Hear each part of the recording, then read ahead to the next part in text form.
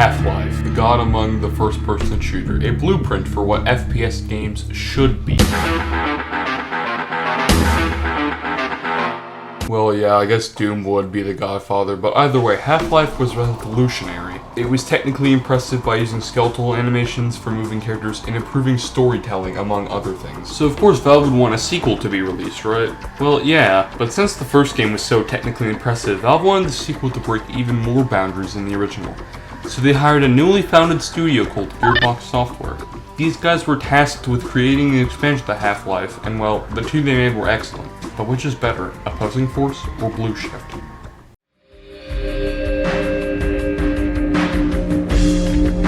In Half-Life Opposing Force, you play as Corporal Adrian Shepard, which is one of the many soldiers sent to clean up the Black Mesa incident. But just like Gordon and the other scientists, he gets involved in this disaster.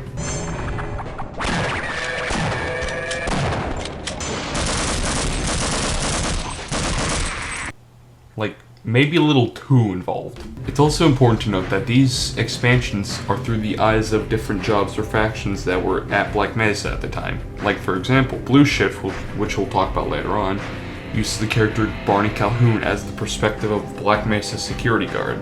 And yes, this is the real one and not one of his 69,000 clones. But anyway, Adrian Shepard gets knocked out of the sky by aliens because apparently your squads were too busy making your mom jokes like a 5-year-old instead of paying attention to their surroundings. Where the hell are we anyway? Well, the pilot thought we were heading to your mother's house. So far, this all looks familiar.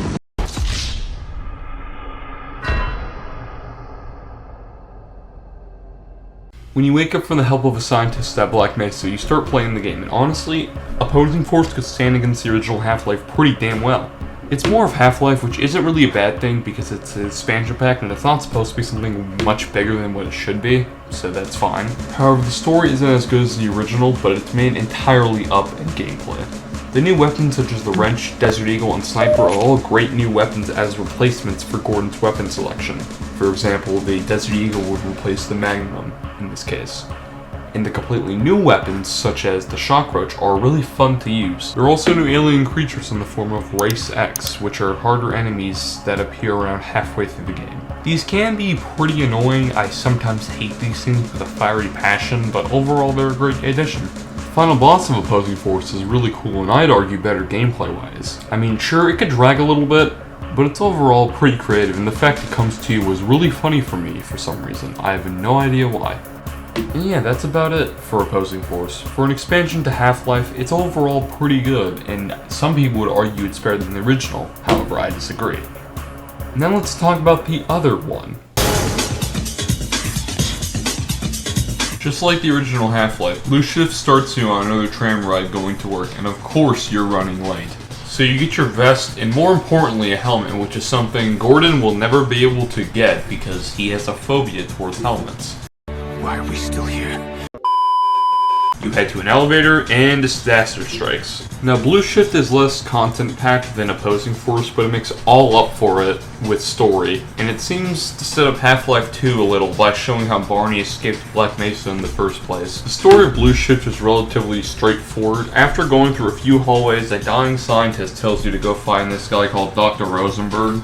You go to his laboratory so you guys can leave with a teleporter, but you gotta go to Zen to activate something. And honestly, Zen is handled pretty well in this game. It feels like a theme park attraction, or in other words, a detour through an alien world, which fits really well and plays better than Opposing Force, and especially the original Half-Life. It also has the best visual design out of all three of versions, so that's a bonus you could say. But anyway, you turn on a device from Zen, go back to Earth, and get the fuck out of Black Mesa. Now there's one problem for Blue Shift, for me only, and that's just the ending. It might sound like I'm nitpicking, but it feels like the game just ends out of nowhere. In fact, I think this is the only Half-Life game that doesn't have a proper final boss, or even a boss at all. Not a big deal since this is an expansion, but content in general in Blue Shift is just, like, really weird. Like, there's not even a crossbow weapon at all. Blue Shift also has what the game likes to call high-definition models that are also ported to the other games as well. I really don't want to talk about these because I don't like them, and I think these could be its own video entirely, so yeah, I'll pass on that for now. Overall, Blue Shift is pretty good and still is a fun way to experience Half-Life from a different perspective. If only it had a little more content.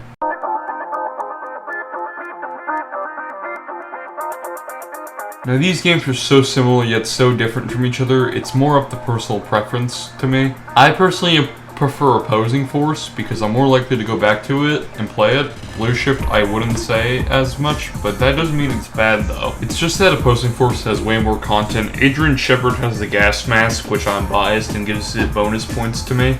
Blue Shift is pretty short at like 3 hours, and while Opposing Force is like double than it. It's still a fun time and worth playing though.